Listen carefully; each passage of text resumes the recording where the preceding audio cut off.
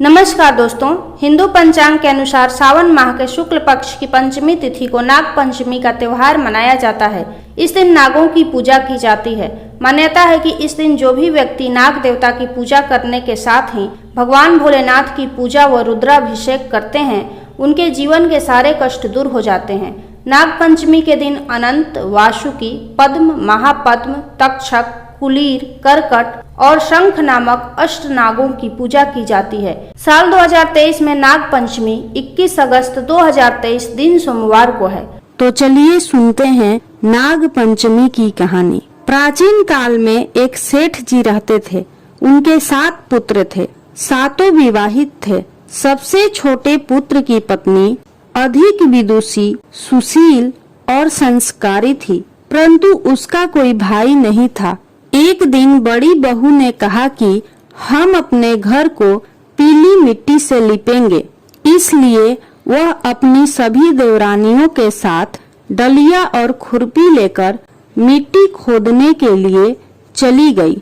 जब वह मिट्टी खोद रही थी, तभी वहां एक सर्प निकला, जिसे बड़ी बहू खुरपी से मारने लगी।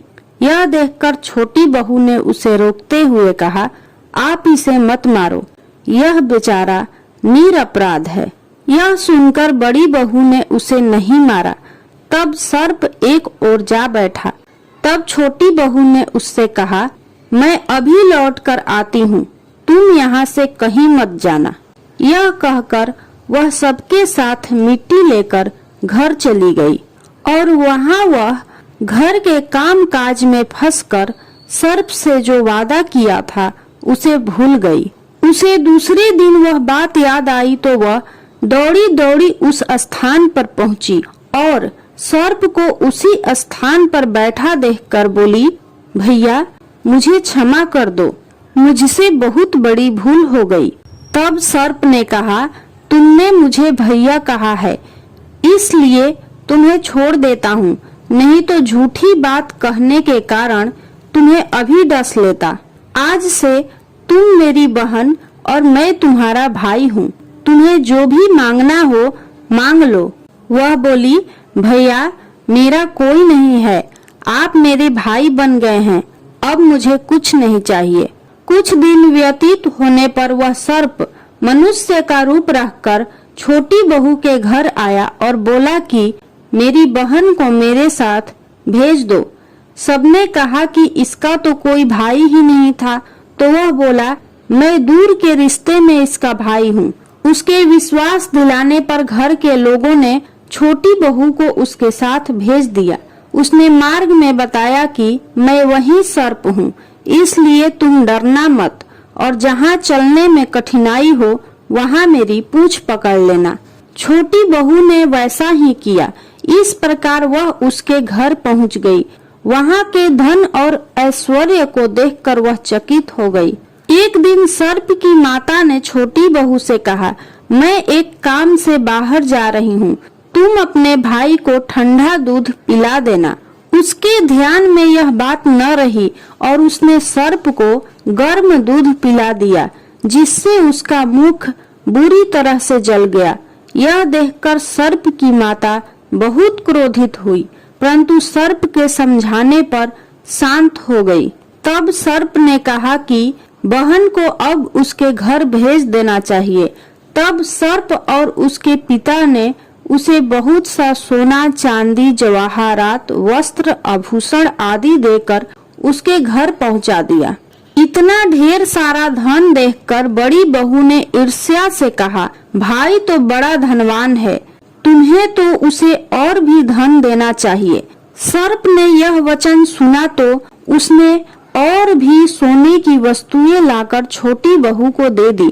यह देखकर बड़ी बहू ने कहा, इन्हें झाड़ने की झाड़ू भी सोने की होनी चाहिए। तब सर्प ने झाड़ू भी सोने की लाकर रख दी। सर्प ने छोटी बहू को हीरा मणियों का एक अद्भुत हार दिया था। उसकी प्रशंसा उस देश की रानी ने भी सुनी और वह राजा से बोली कि सेठ की छोटी बहू का हार यहाँ आना चाहिए। राजा ने मंत्री को हुक्म दिया कि उससे वह हार लेकर शीघ्र उपस्थित हो। मंत्री ने सेठ जी से जाकर कहा कि महारानी जी ने छोटी बहू का हार मांगा है, वह उससे लेकर मुझे दे दो। सेठ जी ने डर के कारण छोटी बहू से हार मंगाकर मंत्री को दे दिया।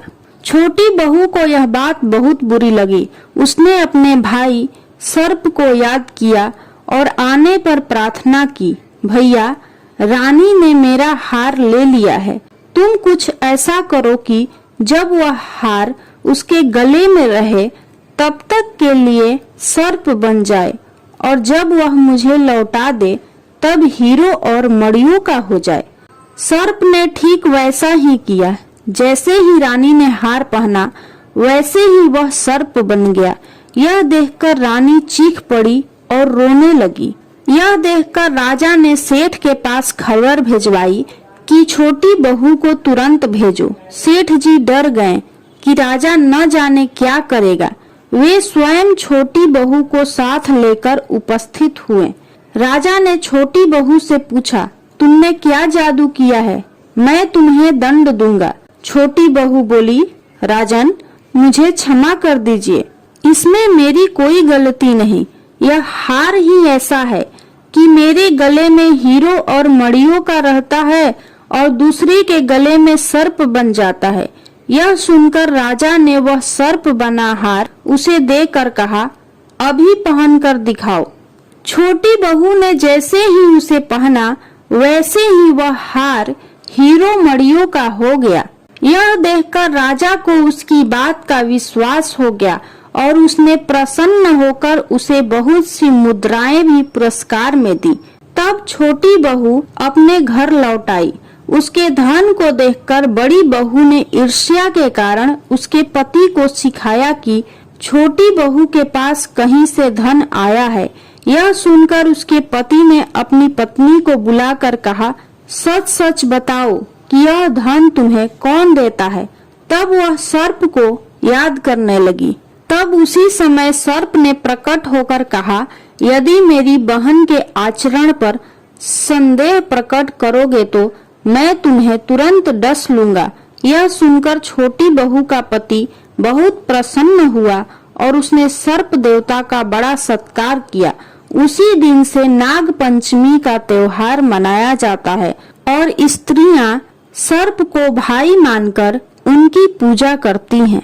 यदि आपको यह नाग पंचमी की कहानी पसंद आई हो तो कमेंट बॉक्स में नाग देवता की जय जरूर लिखें। साथ ही वीडियो को ज्यादा से ज्यादा शेयर करें और चैनल को सब्सक्राइब जरूर करें।